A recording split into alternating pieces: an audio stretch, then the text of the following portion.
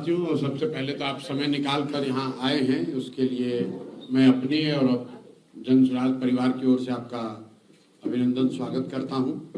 जैसा कि आपको पता है, पिछले 20-25 दिनों से जन स्वराज के बैनर के तहत हम लोग एक बिहार बदलाव यात्रा कर रहे हैं, जिसकी शुरुआत छपरा में सिताब दियारा जेपी के गांव से करी गई है।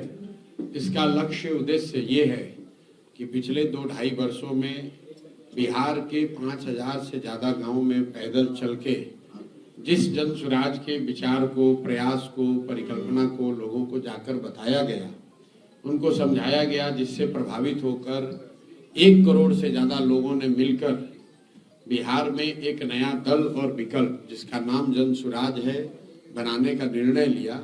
वो दल अब राजनीतिक दल के तौर पर बिहार में आज सबसे बड़ा दल, संगठन के तौर पर अगर आप देखेंगे तो आज बिहार में सबसे बड़ा राजनीतिक दल, जिस दल के लोग हर गांव, हर पंचायत, हर प्रखंड में, पूरे बिहार में है, वो जन स्वराज है।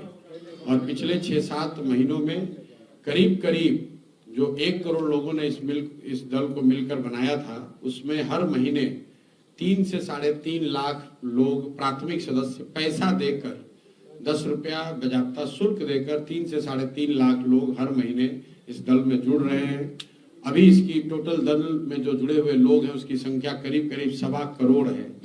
ये आप कह सकते हैं कि बहुत सारे इसमें जो लोग ये ऐसे भी होंगे जो दल से जुड़े हैं, सक्रिय नहीं है, बहुत उनकी कोई गतिविधि नहीं होगी, लेकिन 1.25 करोड़ लोगों का परिवार वाला दल बिहार में कोई दूसरा दल नहीं है।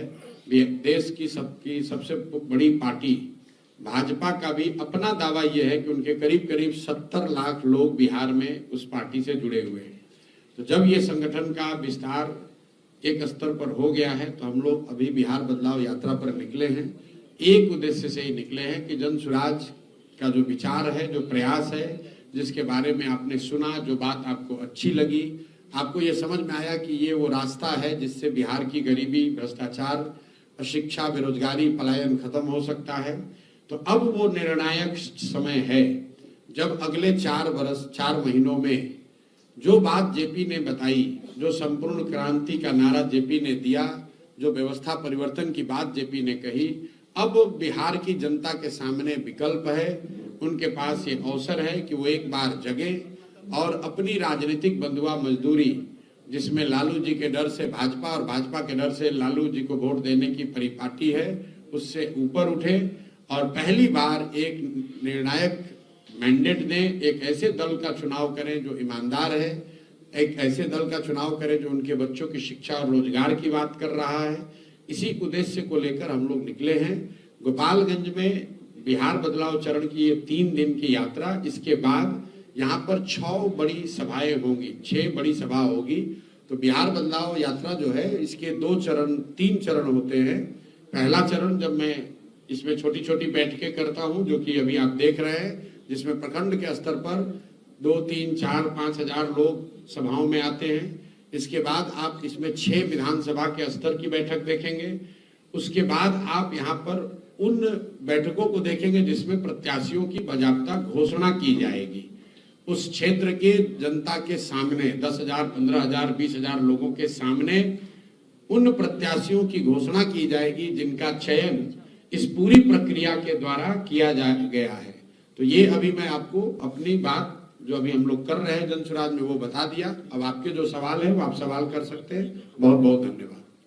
सर, सवाल ये है कि एक भाजपा के नेता ने कहा है कि मिट्टी में पाकिस्तान को मिलाने के बाद से प्रधानमंत्री नरेंद्र मोदी सीमा। भाई, पाकिस्तान तो पहले ही से मिट्टी में अपने ही कर्मों से मिला हुआ है। पाकिस्तान जो है वो अपने कर्मों या कुकर्मों की वजह से पहले से ही मिट्टी में मिला हुआ है। उसके लिए मिट्टी में मिलाने के लिए किसी भाजपा के नेता की जरूरत नहीं है। आज़ादी के बाद पाकिस्तान की जो दुर्दशा है, शैक्षणिक हो, आर्थिक हो, सामाजिक हो, विकास का नजरिया हो, पाकिस्तान की तो पहले ही से दुर्दशा है। अब मिट्टी में मिलाने का मतलब क्या है? अगर मिट्टी में मिलाने का मतलब ये है कि आप उस पर बम गिरा देंगे, तो वो तो हुआ नहीं है। पाकिस्तान तो देश है अभी, और जैसा बना था वैसा ही है।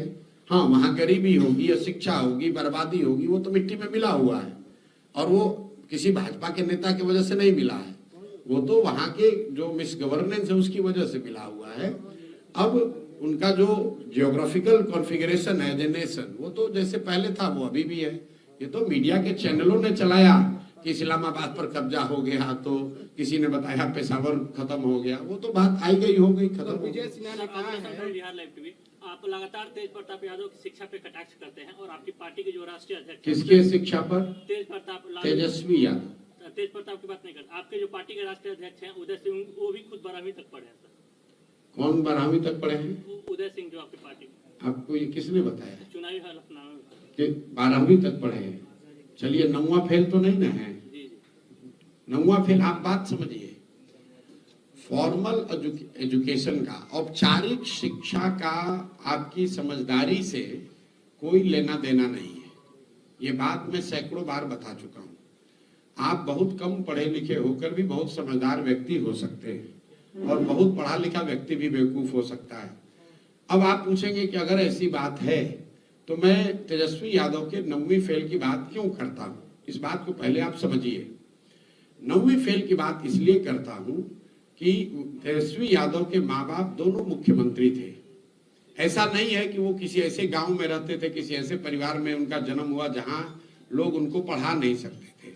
तेजस्वी यादव बजाप्ता डीपीएस आरके पुरम में पढ़ते थे, वहां 9वीं क्लास पास नहीं कर पाए। तर्क ये दिया गया कि भैया ये पढ़ाई नहीं करेंगे, ये क्रिकेट खेलेंगे। तो आप लोग तो सब क्रिकेट के प्रशंसक तो जरूर होंगे, जानकार हो या न हो। तो तेजस्वी यादव ने कितना बड़ा क्रिकेट में अपना नाम किया है ये भी आपको पता होगा। उनके पिताजी लालू यादव ने संसद भवन में ये खुद खड़ा होकर खुद कहा कि मैंने अपने बेटा को क्रिकेट खेलने के लिए भेजा था और मैं देखता हूं कि वो पानी बोतल लेकर दौड़ रहा है। लेकिन मान लीजिए एक बार तेजस्वी यादव की बात को मान लिया जाए कि वो क्रिकेट खेलते थे, तो क्रिकेट को छोड़े हुए तो आज करीब 20 वर्ष हो गया। उसके बाद आकर आपने पढ़ाई क्यों नहीं की? आप गांव देहात में सुनते हैं, बहुत सारी महिलाएं बच्चे ऐसे आपको मिलेंगे, महिलाएं कहती हैं कि भैया हम अपने जब शादी हुआ उसके बाद हमको हमारे पति ने पढ़ाया, हमारे बाबूजी के यहाँ पढ़ने की सुविधा नहीं थी, उस गांव में विद्यालय नहीं था, हम पढ़ नहीं पाए। शादी के 10 बरस के बाद बच्चे थोड़े बड़े हो गए तो हमने मैट्रिक किया, हमने ग्रेजुएशन किया। ये आपको क्या दिखाता है? ये दिखाता है उस महिला का, उस व्यक्ति का शिक्षा के प्रति नजरिया क्या है। क्योंकि उसको मालूम है कि शिक्षित होना अपने आप में एक बहुत बड़ी उपलब्धि है। जब आप मुख्यमंत्री के लड़के हैं, माँ बाप मुख्यमंत्री हैं और आप न पहले पढ़े न बाद में पढ़े, क्रिकेट छोड़ने के बाद पढ़ लेते। सचिन तेंदुलकर जैसे व्यक्ति भी 12वीं क्लास का जाकर परीक्षा दिए, लेकिन तेजस्वी यादव आज तक न पढ़े न कभी उस दिशा में कोई प्रयास किया। भाई आप क्रिकेट खेलना छोड़ दिए थे, आप उसके बाद आकर बिहार में मैट्रिक पास हो जाते। भाई अभी से पास हो जाओ। ये दिखाता है कि शिक्षा के प्रति आपका नजरिया क्या है, सरस्वती की कृपा को आप कितना समझते या नहीं समझते हैं। आपको खाली लक्ष्मी की चिंता है, आपको बाहुबल की चिंता है, आपको ये पता ही नहीं है कि जब तक ज्ञान नहीं होगा, जब तक सरस्वती की कृपा नहीं होगी, जब तक शिक्षा के प्रति सम्मान नहीं होगा, तब तक आप आगे जीवन में कुछ बड़ा नहीं कर सकते हैं। तो बात शिक्षा के प्रति नजरिए की है, सिर्फ डिग्री की नहीं है। आजकल बिहार सरकार पर आरोप लग रहा है कि जमाई आयोग गठित हो रहा है। नहीं, ये तो देखिए, जितने ये आयोगों का गठन हो रहा है या तबादले हो रहे हैं या सरकारी निर्णय हो रहे हैं, उसमें एक बात बिल्कुल साफ है कि कहीं ना कहीं नीतीश कुमार उसमें उन निर्णयों में शामिल नहीं है, वो सिर्फ दस्तखत कर रहे हैं। क्योंकि ये सब कुछ नीतीश कुमार जी की जो 20 साल की राजनीति करने की शैली रही है, जो राजनीति और सरकार चलाने का उनका तरीका है, उससे उलट हो रहा है। नीतीश कुमार ने कभी राजनीतिक गतिविधियों पर, रैलियों पर रोक नहीं लगाई। पहली बार ऐसा हो रहा है कि विपक्षी पार्टियों को रैली करने में, सभा करने में, राजनीतिक कार्यक्रम करने में तकलीफ आ रही है, उनको प्रशासन परेशान कर रहा है, उनको परमिशन नहीं दे रहा है। वो चाहे हम लोग का कल्याण बिहार न जाने देना हो या राहुल गांधी को दरभंगा में न जाने देना हो। दूसरी बात, जितने तरह के तबादले हो रहे हैं, आप खुलेआम सुन रहे हैं कि बिहार में छोटे से छोटे पद पर भी 20 लाख, 30 लाख, 50 लाख रुपया का दुकान खुला हुआ है, पैसा दीजिए, ट्रांसफर कराइए। तीसरी बात, आप जो देख रहे हैं आयोग वगैरह में जो नियुक्तियां हो रही हैं, ये सब परिवारों के लोग हैं। और ये किनके परिवार के लोग हैं? वही 4-5 लोग हैं जिन पर ये आरोप है कि ये नीतीश कुमार जब शारीरिक मानसिक तौर पर थक गए हैं, मानसिक तौर पर अस्वस्थ हो गए हैं, उनको पता नहीं चल रहा है कि क्या हो रहा है, तो ये लोग नीतीश कुमार के इर्द गिर्द जो बैठे हुए हैं उनका लाभ उठा रहे हैं और अपना हित साध रहे हैं, पैसा लूट रहे हैं, अपने परिवार को के लोगों को इन जगहों पर भेज रहे हैं। तो ये बात कौन किस आयोग में गया इतना महत्वपूर्ण नहीं है। बिहार की जनता के लिए महत्वपूर्ण ये है कि कहीं न कहीं नीतीश कुमार, जो मैं बात पिछले 3 महीने से कह रहा हूं, मानसिक शारीरिक तौर पर स्वस्थ नहीं है, जिसकी वजह से ये सब चीज हो रहा है। एक बयान आया कि नीतीश कुमार के जो लड़का है वो राजनीति नहीं कर सकते, आखिर क्यों ऐसा? किसने बोला कि नहीं? आप पहले तो आप लोग पत्रकारिता करते हैं तो सीखिए पहले बात की क्या कहा है। सकना और करना दोनों दो बात है। हमने ये नहीं कहा है कि नहीं कर सकते हैं, मैंने ये कहा है कि जितना मैं समझता हूं नीतीश कुमार के लड़के राजनीति में ना हैं ना भी आने वाले हैं। अब ये रोज जो आप लोग सूचना चला रहे हैं टीआरपी और व्यूज के लिए, वो क्यों चल रहा है? पिछले 5 महीना से आप लोग रोज चला रहे हैं। क्यों चला रहे हैं? कि हमको व्यू आए, हमको यूट्यूब पर ज्यादा लोग देखने लगे, और इसको हवा देने का काम राजद के लोग कर रहे हैं। मैंने उसका कारण भी बताया, वो इसलिए कर रहे हैं कि लालू तेजस्वी जैसे लोग ये चाहते हैं कि नीतीश कुमार का एक चीज जो बचा हुआ है कि ये परिवारवाद नहीं करते हैं, अगर किसी तरीके से उनका लड़का राजनीति में उसको खींच के लाया जाए तो ये एक बची खुची जो थोड़ी बहुत जमा पूंजी है ये भी खत्म हो जाएगी, और हम लोग कहेंगे घूम के कि भैया हम अकेले नहीं है परिवारवाद करने वाले, बिहार में हर व्यक्ति परिवारवाद कर रहा है। आप मुझे बताइए, क्या नीतीश कुमार ने कभी कहा कि उनका लड़का आ रहा है राजनीति में? क्या जदयू के किसी प्रवक्ता ने आधिकारिक तौर पर यह कहा कि उनका लड़का, नीतीश कुमार का लड़का राजनीति में आने वाला है? क्या नीतीश कुमार के लड़के ने यह कहा कि हम राजनीति में आने वाले हैं? तो आप लोग किसी के, मतलब ये इतनी गलत बात है। जो व्यक्ति राजनीति में नहीं है उस पर आप लोग रोज टीका टिप्पणी जबरदस्ती कर रहे हैं और करवा रहे हैं। बात देखिए, नीतीश कुमार से मेरा कोई व्यक्तिगत विरोध नहीं है, और इतनी मर्यादा आप लोग को रखनी चाहिए। लालू जी के भी जो बच्चे हैं जो राजनीति में नहीं है, उस पर काहे आप टीका टिप्पणी कीजिएगा भाई? हम तो आपके भाई पर, आपके बेटे पर कोई टिप्पणी नहीं कर रहा है। तो जिसका लाइफ राजनीतिक सामाजिक जीवन में है उस पर आप 100 सवाल कीजिए। जो राजनीतिक सामाजिक जीवन में नहीं है, इतनी मर्यादा तो रखिए, उस पर क्यों टिप्पणी कर रहे हैं? और दूसरे को मजबूर भी कर रहे हैं कि आप भी बोलिए। पिछले 6 महीना से हम बोल रहे हैं कि भाई जो व्यक्ति राजनीति में नहीं है उस पर टीका टिप्पणी करना वो मर्यादा के खिलाफ है, कम से कम मेरी मर्यादा के खिलाफ है। आपको अपना यूट्यूब चलाना है, चलाते रहिए। जसौली की धरती पे मोदी जी और नीतीश जी का रैली होने वाला है 20 तारीख को जी। खबर यह है कि प्रशांत किशोर 19 तारीख को जिला में जो बैठक कर रहे हैं उस रैली को रोकने के लिए कर रहे हैं। मेरे भाई, हम तो पिछले 1 महीना से दौड़ रहे हैं। प्रशांत किशोर इतने छोटे व्यक्ति हैं, कहाँ प्रधानमंत्री और कहाँ प्रशांत किशोर? आप देश के प्रधानमंत्री जसौली में बैठक कर रहे हैं, और प्रशांत किशोर जो मुखिया भी नहीं है, वार्ड सदस्य भी नहीं है, हम गोपालगंज में लोगों से मिल रहे हैं। इन दोनों में क्या तुलना है? मोदी जी आ रहे हैं, उस विषय पर आइए कि भाई मोदी जी आ रहे हैं। क्यों आ रहे हैं? क्योंकि सामने चुनाव है। क्योंकि इससे पहले तो जब चुनाव नहीं था तब मोदी जी बिहार तो नहीं आ रहे थे। बड़ी बात यह है कि जब वो आ रहे हैं जसौली में, तो जो सभा आयोजित की जा रही है उसमें बिहार सरकार का, बिहार की गरीब जनता का कितना रुपया खर्च किया जा रहा है। बड़ी बात यह है, बड़ी बात यह है कि क्या उस रैली में मोदी जी इस बात का जवाब देंगे कि 2015 में आरा में जिस 1,25,000 करोड़ रुपए के पैकेज की उन्होंने बात कही थी, क्या 15 के बाद उन्होंने पैसा, वो पैकेज बिहार को दिया या नहीं दिया? क्योंकि केंद्र में और राज्य में दोनों जगह मोदी जी की एनडीए की सरकार है। तो अगर मोदी जी ने पैसा भेजा तो पैसा गया कहाँ? भाई बात तो दो ही हो सकती है, या तो मोदी जी ने 2015 के बाद 1,25,000 करोड़ पैसा भेजा नहीं, या फिर वो पैसा भेजा और बिहार की एनडीए की सरकार ने, भाजपा जदयू की सरकार ने उस पैसे को लूट लिया। क्योंकि जमीन पर आपको हमको तो कहीं 1,25,000 करोड़ का पैकेज का काम दिख नहीं रहा है। तो बड़ी बात यह है कि मोदी जी उसका जवाब दें। बड़ी बात यह है कि मोदी जी इस बात का जवाब दें कि कल जब वो मंच पर बैठेंगे तो दिलीप जायसवाल उनके बगल में बैठेंगे कि नहीं बैठेंगे, जिन पर ये आरोप है कि एक सिख माइनॉरिटी कॉलेज को, मेडिकल कॉलेज को गलत तरीके से इन्होंने कब्जा किया हुआ है। मोदी जी को इस पर जवाब देना चाहिए कि उनके पार्टी के राज्य के अध्यक्ष दिलीप जायसवाल जिस कॉलेज में कभी क्लर्क होते थे, आज उस कॉलेज के वो मालिक हैं, कैसे बन गए। और उस कॉलेज में जो सिखों के सिख माइनॉरिटी एक्ट के तहत जिस कॉलेज की स्थापना की गई है, उसका मालिकाना हक दिलीप जायसवाल के पास कैसे है। और वो अगर प्रधानमंत्री के बगल में बैठेंगे तो उस पर प्रधानमंत्री को बोलना चाहिए कि भाई किस आधार पर उनका चयन किया गया है। एक तरफ आप अपने आप को छोटा राजनीतिक दल बता रहे हैं और दूसरी तरफ इस बात की विधारा कर रहे हैं कि 1.25 करोड़ लोग जनसुराज से जी बिल्कुल, क्योंकि मैं अब फिर वही बात है, पत्रकारों को जैसे यहाँ पूरी व्यवस्था में सुधार की जरूरत है, वैसे पत्रकारों को भी थोड़ा सुधरने की जरूरत है। हमने अभी क्या बोला, हमने प्रशांत किशोर व्यक्ति को छोटा बताया कि प्रधानमंत्री के मुकाबले प्रशांत किशोर की औकात नहीं है, लेकिन हमने ये कहा कि बीजेपी इसके मुकाबले जनसुराज दुगना बड़ा दल है। जनसुराज अकेले प्रशांत किशोर नहीं है।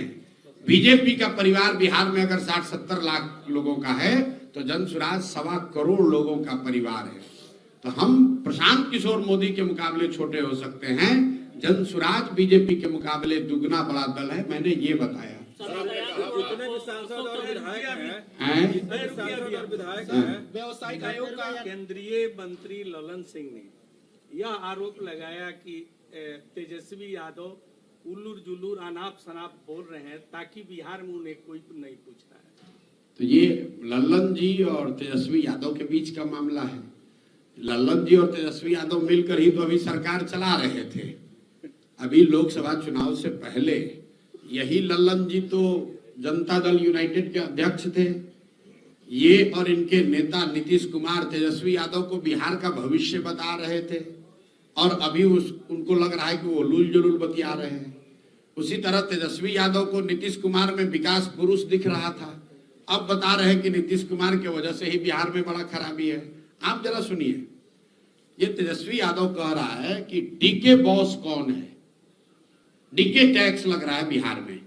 कोई पूछने वाला नहीं है कि भाई जब आप उप मुख्यमंत्री थे, जब आप ही की सरकार थी, आपकी और नीतीश कुमार की, अभी से 1.5 साल पहले, उस समय ये डीके बॉस कहां थे? उस समय भी ये आदमी मुख्यमंत्री के सलाहकार थे, उस समय भी वही कर रहे थे जो आज कर रहे हैं। तो उस समय तो आपको मजा आ रहा था क्योंकि डीके बॉस के साथ साथ आप भी मलाई खा रहे थे। अब आपको खाने को नहीं मिल रहा है तो आप बाप बाप चिल्ला रहे हैं। सर, आपने कहा था कि प्रत्याशियों की जो सूची होगी वो हमारे पार्टी के तरफ से पूंजीपतियों की नहीं होगी, जात धर्म देखकर नहीं होगी। क्या ये प्रक्रिया अब भी वही होगी? बिल्कुल कायम है। आप बता दीजिए कि कहां पर जनसुराज का कौन प्रत्याशी घोषित किया गया है जो यहाँ का बहुत बड़ा पूंजीपति है या जिसके बारे में चर्चा हो कि भाई ये प्रशांत किशोर को जनसुराज को 5 करोड़ रुपया देके टिकट लाए हैं। कम से जारी नहीं हुई है तो फिर तो एक उम्मीद की जा रही है, क्या वही प्रक्रिया जारी चलिए रहेगी? आप उम्मीद कर रहे हैं तो आपका धन्यवाद है कि कम से कम आपको इतनी उम्मीद तो जनसुराज से है कि जनसुराज टिकट नहीं बेचेगा। बिहार में लोगों को और कुछ समझ हो न हो, इतना विश्वास तो लोगों को जरूर है कि बिहार में किसी माई के लाल में इतना दम नहीं है कि प्रशांत किशोर का ईमान खरीद ले पैसे के बल पर।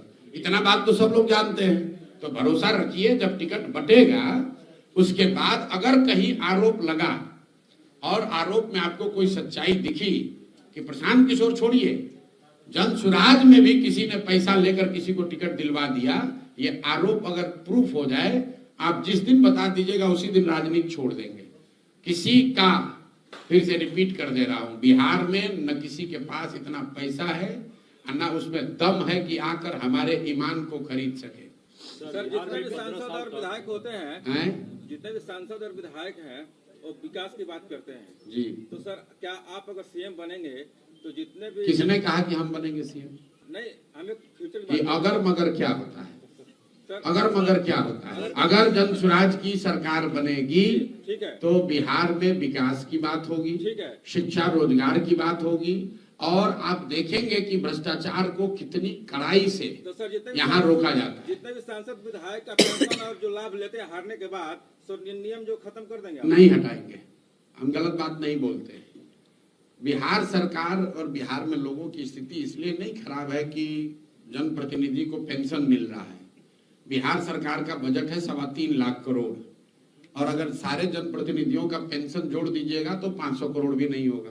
500 करोड़ भी बड़ी राशि है, उसको भी देखा जाएगा, लेकिन उसी 500 करोड़ की वजह से बिहार गरीब नहीं है। आप लोग, इसको अंग्रेजी में कहावत है, missing the jungle for the wood, मतलब जंगल जल रहा है वो नहीं देख रहे, लकड़ी पकड़ के बैठे हुए हैं। ये दूसरे नेताओं की तरह हम ये बयानबाजी नहीं करते हैं कि हम आएंगे तो सबका पेंशन रोक देंगे। हम तो ये चाहते हैं कि जनप्रतिनिधियों का पेंशन और बढ़े, लोग इतनी तरक्की हो कि बिहार में लोगों की आमदनी बढ़े, लोगों को रोजगार बढ़े और जनप्रतिनिधियों का भी मानदेय बढ़े। गोवा में, ध्यान से सुनिए, गोवा में प्रति व्यक्ति आय है 2 लाख रुपया, वहां पर एमएलए को सबसे ज्यादा मानदेय मिलता है देश में। बिहार में प्रति व्यक्ति आय है देश में सबसे कम, और यहाँ सबसे कम लोगों को मिलता है मानदेय। यहाँ के वार्ड सदस्य को, यहाँ के मुखिया को, यहाँ के सरपंच को, यहाँ के प्रमुख को जन स्वराज की व्यवस्था बनेगी तो उसको 2 गुना, 3 गुना, 4 गुना ज्यादा पैसा मिलेगा, क्योंकि हम लोग सत्ता और संसाधन के विकेंद्रीकरण के पक्ष में हैं। सिर्फ 4 अफसर बैठ के दिल्ली पटना में सब मलाई मारेगा तो यही दुर्दशा होगी जो आज बिहार की दुर्दशा हो रही है। व्यवसायिक आयोग की बैठक हो रही है। बदलाव यात्रा पे निकले हुए हैं। जी, पिछले कई दिनों से बदलाव यात्रा पे निकले हुए हैं। अरे एक ही आदमी कहे को सवाल व्यवसायिक कीजिएगा, आयोग का आयोग होने जा रहा है। हैं? व्यवसायिक आयोग का गठन होने जा रहा है। कितना आयोग बिहार में बना कि सरकार खुद ही भूल गई है कि कितना आयोग हम बनाए हैं और आयोग का काम क्या है। बैस आयोग अपना मान, छोड़ो यार, बैस आयोग का गठन होना चाहिए। कब से पत्रकारिता कर रहे हो? 12 साल। कम से कम 25 गो आयोग में हम लोग खुद देखे कौन बनता है। आयोग किस लिए बनाया गया है? ये राजनीतिक एडजस्टमेंट के लिए किसी को आयोग का बना दिया। एक लाल बत्ती तो पहले मिलता था तो भी नहीं मिल रहा है, एगो एम्बेसडर कार मिल गया, एगो हवलदार सुरक्षा में मिल गया, लोग का जीवन इसी में चला गया और इसी में आप लोग भी लगे हुए हैं। कोई आयोग बना दो, उससे क्या हो जाएगा? आयोग बनाने से व्यवसायीकरण हो जाएगा, इंडस्ट्री लग जाएगी, शुगर मिल चालू हो जाएगा। ऐसा 1000 आयोग चल रहा है। सर, जन स्वराज के द्वारा जो उम्मीदवारों का दावेदारी फॉर्म भरा जा रहा है, तो रिजर्व कैटेगरी की जो भी सीटें हैं वहाँ पे जो रिजर्व कैटेगरी के कैंडिडेट उनसे भी उतना ही शुल्क लिया जा रहा है जहाँ पे बिल्कुल लिया जाएगा, क्योंकि हम लोग रिजर्व अनरिजर्व नहीं मानते।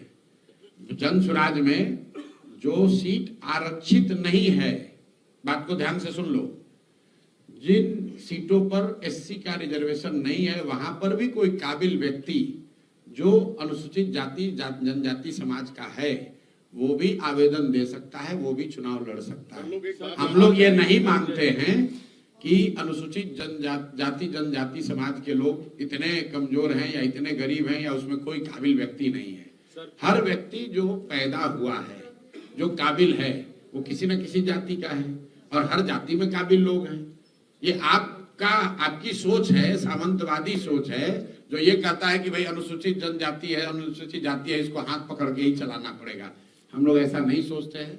जन स्वराज में कोई दलित प्रकोष्ठ नहीं है, अति पिछड़ा प्रकोष्ठ नहीं है, मुसलमानों का अलग से प्रकोष्ठ नहीं है। अगर मुसलमान कोई काबिल है तो मेन विंग का अध्यक्ष है, अगर कोई दलित साथी काबिल है तो मेन विंग का अध्यक्ष है, अति पिछड़ा अगर कोई काबिल है तो मेन विंग का अध्यक्ष है। वो अलग से प्रकोष्ठ का अध्यक्ष नहीं है। जब किसी प्रकोष्ठ का अध्यक्ष, दलित प्रकोष्ठ का अध्यक्ष दलित बनता है तो आप ये कह रहे हैं कि कोई दलित समाज का आदमी पार्टी का हेड नहीं हो सकता है, वो खाली दलितों का हेड हो सकता है। ये मानसिकता सामंतवादी है, सामाजिक न्याय के बेसिक टेनेट्स के खिलाफ है। इसलिए जन स्वराज में ऐसी कोई बात नहीं है। हम लोग के लिए दोनों इक्वल है, दलित समाज के लोग भी इक्वल हैं और सामान्य वर्ग के लोग भी इक्वल हैं। अब आपने कहा 21,000 रुपए की शुल्क की बात, तो भैया सामान्य परिवार में भी को भी ये अवसर है और दलित समाज के लोगों को भी अवसर है कि अगर आपके पास 21,000 रुपया नहीं है तो अपने क्षेत्र के लोगों से लिखवा कर ये दे दीजिए 1,000 लोगों से कि आप इतने गरीब हैं कि आपको आवेदन शुल्क नहीं देना नहीं दे पाएंगे तो वो सामान्य परिवार का भी आदमी के लिए माफ है, मुसलमान के लिए भी माफ है, महिला के लिए भी माफ है, दलित के लिए भी माफ है। सर बिहार में सरकार जंगल ने राज जनगणना का अधिघोषणा किया है देश में जनगणना कराने की, जी तो क्या इससे क्या बेनिफिट होगा? देखिए, पहली बात तो आप लोग ये समझिए, हर विषय को आप लोग खाली राजनीतिक चश्मे से देखते हैं। पिछले 2-2.5 वर्षों से जनगणना पर बिहार के पत्रकारों ने इतना चर्चा कर लिया है, हर सवाल के मैंने जवाब ये दिया कि जनगणना होने में कोई दिक्कत नहीं है। जनगणना पहले भी हुई है। आप लोग भूल गए हैं कि पिछला जो देश में सेंसस हुआ उसमें भी जातियों की गणना की गई है, उसको रिलीज नहीं किया गया क्योंकि जो जातियों की गणना की गई तो सरकार को जब आंकड़े मिले तो आंकड़े इतने डिस्टॉर्टेड थे, मतलब वो बिलीवेबल नहीं थे, विश्वसनीय नहीं थे।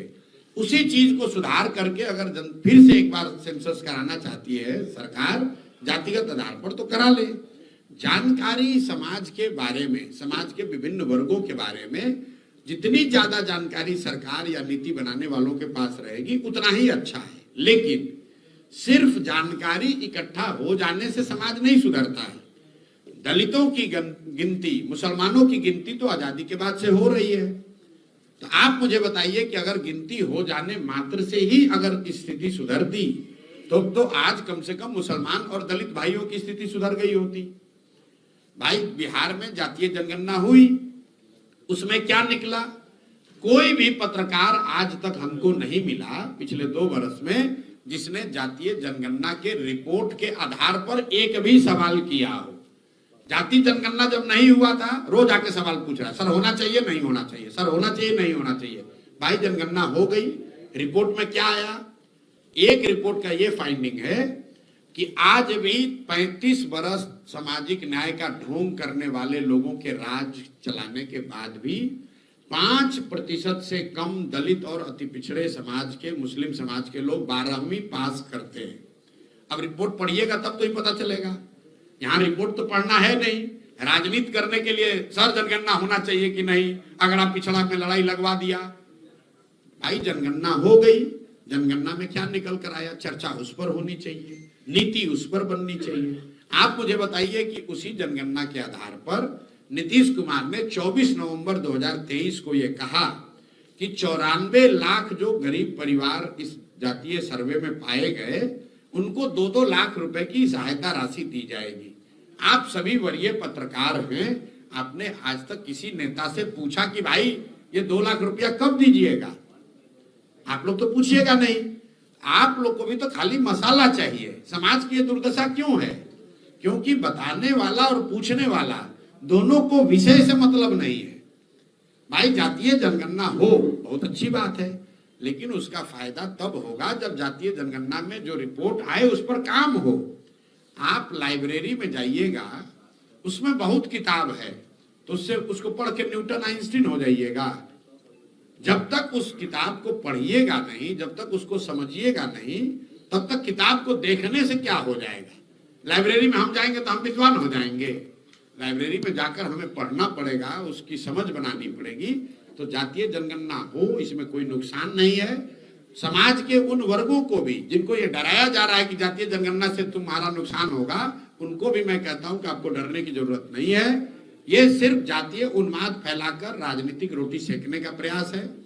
आप जनगणना होने दीजिए। समाज का जो वर्ग पीछे छूट गया है उसको आगे बढ़ाने का हर संभव प्रयास होना चाहिए और उस प्रयास में सब लोग शामिल होने चाहिए।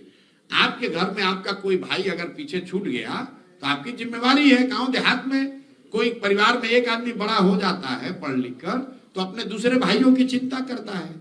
तो ऐसे समाज में राष्ट्र के स्तर पर, राज्य के स्तर पर भी जो भाई बंधु अगर कोई पीछे छूट गए उनको आगे बढ़ाने का सकारात्मक और ईमानदार प्रयास होना चाहिए। सिर्फ गणना के नाम पर एक दूसरे को लड़ाना नहीं चाहिए।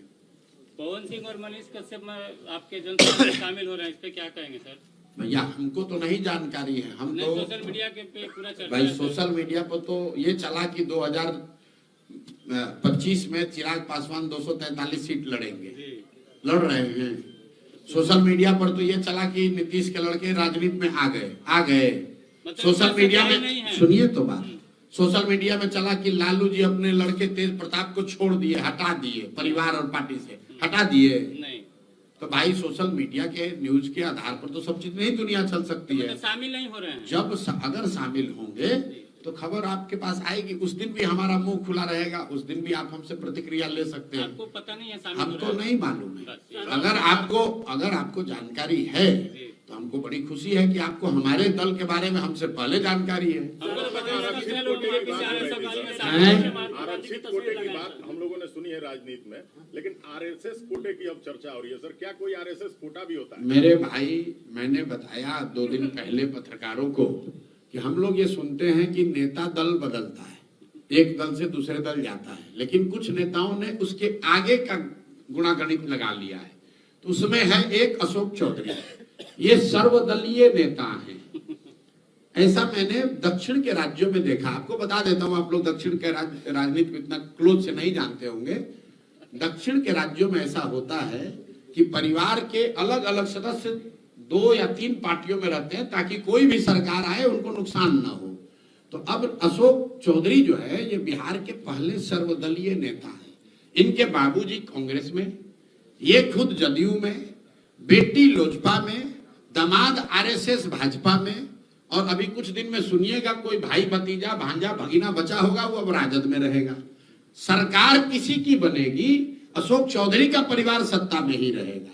तो ये सर्वदलीय नेता हैं। इनके लिए कोटा या हो न हो, ये कोटा ये लोग खरीद लेते हैं। जहां कोटा है वहां कोटा ले लिए, जहां कोटा नहीं है तो पैसा देके खरीद लिए।